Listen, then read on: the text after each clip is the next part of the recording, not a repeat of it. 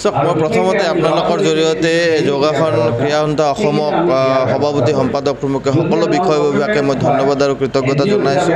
ইতিমধ্যে মই কেইবাবছৰ তেওঁলোকৰ লগত কাম কৰিছোঁ আৰু এই কাম কৰি মই তেওঁলোকক অনুৰোধ কৰিছিলোঁ যে আমি বিজনীতো এই প্ৰতিযোগিতা আমি পাতিব লাগে, কাৰণ আমি চাইছোঁ যে বিজনী বা আমাৰ বঙাইগাঁও বিজনী বা কোকৰাঝাৰ এই লয়াৰ অসম বুলি ক'লে তেনেকুৱা নলবাৰীৰ ইফালে হয়তো তেনেকুৱা আমি দেখা নাই যে যোগৰ প্ৰতি মানুহৰ ইমান ধাউতি আছে।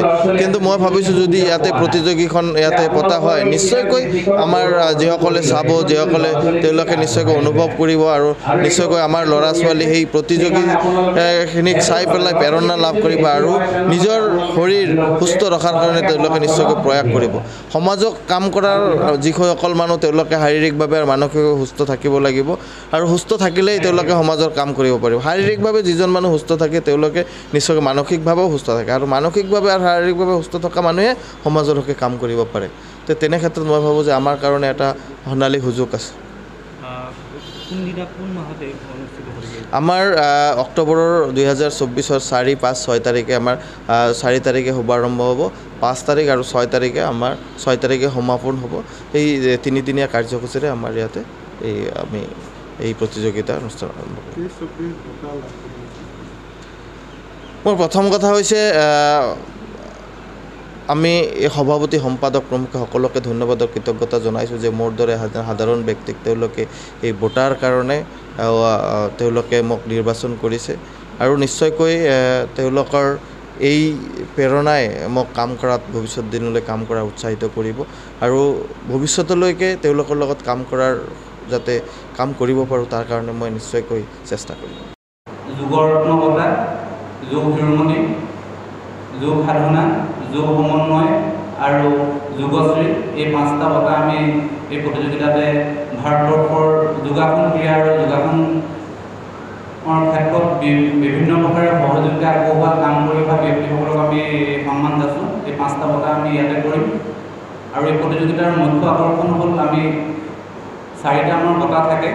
সেই যুৱ সম্ৰাট আমাৰ ছিনিয়ৰ ল'ৰাসকলৰ ছিনিয়ৰ গ্ৰুপৰ ফাৰ্ষ্ট গ্ৰুপত পতা হয় যুৱ সম্ৰাটী আৰু যুৱকুমাৰ যুৱকুমাৰী আমি আণ্ডাৰ 17ৰ যিকেইটা গ্ৰুপ হয় সেই গ্ৰুপৰ বেছকেইটাৰ ভিতৰত আমি পাতোঁ। এই 4টা আমাৰ মুখ্য আকৰ্ষণ থাকে, তাত নগদ ধন আৰু মানপত্ৰৰ প্ৰতীক থাকে। এইখিনিয়ে আমাৰ প্ৰতিযোগিতাৰ সম্পৰ্কত ক'ব লগা। আমি আপোনালোকৰ কিবা প্ৰশ্ন থাকিলে আমাক সুধিব পাৰে, আমি উত্তৰ দিবলৈ চেষ্টা কৰিম। ধন্যবাদ। অক্টোবৰ শুক্ৰ শনি দেও আমি শুক্ৰবাৰে গধূলি শিবিৰ মুকলি হ'ব আৰু শিবিৰ মুকলিৰ লগে লগে আমি গধূলিয়ে আমি প্ৰতিযোগিতা উদ্বোধন অনুষ্ঠান অনুষ্ঠিত কৰিম আৰু পিছদিনা ৰাতিপুৱাৰ আমাৰ 25খন জিলা হ'ব। 25খন জিলা পতাকা উত্তোলন হ'ব, অসমৰ পতাকা উত্তোলন হ'ব। তাৰ লগে লগে আমি প্ৰতিযোগিতা অনুষ্ঠিত কৰিম। 6 তাৰিখ সন্ধিয়া আমি ক্লজিং চেৰিমনি পাতিম, সামৰণি অনুষ্ঠান তথা বঁটা বিতৰণি অনুষ্ঠান আৰু 5-6 দুদিন প্ৰতিযোগিতা চলি থাকিব।